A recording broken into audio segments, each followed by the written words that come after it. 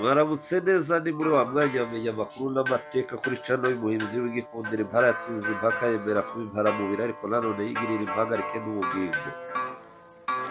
Ni muri wa mwanya wamenya amateka n'amakuru kuri cano y'umuhinzi w'igikundiro aho nanone tuza kubabwira inkuru iri kuri topo iri kuvugwa y'umuhanzikazi uwaye uvugwa Ishimwe Vestine usanzwe umenyerewe mu ndirimbo zo kuramya Imana, aho makuru yacicikanye ku mbuga nkoranyambaga cyangwa kuri social media bavuga kuko ashobora kuba yakoze divorce. Ubutumwa yatanze bwiwe bugufi ku rubuga rwe rwa Instagram.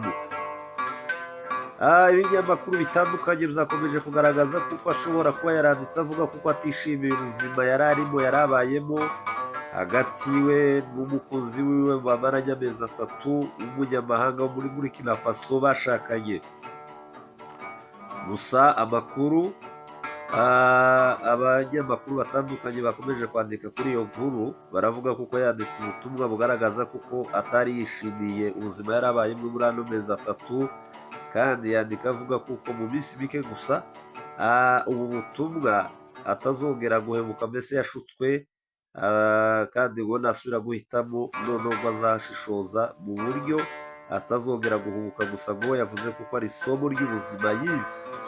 Ariko hari n'indi nkuru kandi nayo isubira kuvuga ivuguruza iyo ngiyo ivuga kuko yanditse asaba imbabazi abantu bose bamukurikirana ku rubuga rw'iyo rwa Instagram, avuga kuko ibyo ari ibihuha ari n'amakuru bamubesheraga kuko ibyo byose bavuze atazi uwabikoze, ahubwo ari abahakazi binjiye kuri cano yiwe cyangwa se ku rubuga rwiwe bakandika ibyo bishakiye, ariko babanye n'umugabo wiwe mu rukundo kandi bamereranywe neza. Izo nkuru zindi zose zivugwa kuko ari amakuru y'ibihuha. Isaha igeze ubu abantu barihutira inkuru mbi kuzivuga no kuzishyira hanze kugira ngo babone uko basebya abandi, ariko amakuru ashobora kuba ari ay'ukuri ni uko Ishimwe Vestine umuhanzikazi w'indirimbo zo gusingiza Imana no kuramya Imana ibimuvugwaho ari ibinyoma, ahubwo we yanditse ubutumwa bugufi cyane avuga kuko ibyanditswe atazi n'uwabyanditse, ahubwo yibaniye n'umukunzi we kandi bifitaniye urukundo rwiza n'urugo rwabo barushinze bameze neza banamerewe neza mu buzima bwabo, kandi akomeje ibikorwa bye byo kuramya Imana. Ahubwo hakaba hari izanduka z'abantu bakomeje gusebya abakozi b'Imana bavuga ibintu bitandukanye no kwerekana n'amashusho amwe atandukanye kugira ngo babace intege muri uyu murimo. Umwuka wa Satani ugendera hirya no hino kugira ngo habeho isebanya. Ariko mu butumwa bwe bugufi yavuze kuko ibyamubaye n'ibyakozwe atabizi, ahubwo nawe yisanze iriya mesaje ari ay'abahakazi.